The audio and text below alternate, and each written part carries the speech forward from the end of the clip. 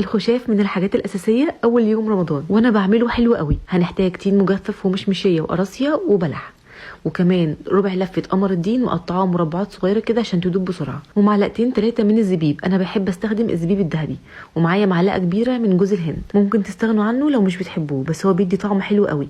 هقطع بقى التين المجفف 4 قطع بالشكل ده، والمشمشيه عندي حجمها صغير هقطعها على قطعتين، والبلح هشيل منه النوى اقسمه نصين، والقراصيه هشيل منها البذر. هنحط بقى كل المكونات بتاعتنا اللي احنا قطعناها دي مع بعض، وانا مش بضيف عليهم اي سكر خالص لان كل المكونات دي مسكره. انتوا لو حابين تضيفوا سكر ضيفوا سكر. وهحط كل المكونات ما عدا الزبيب.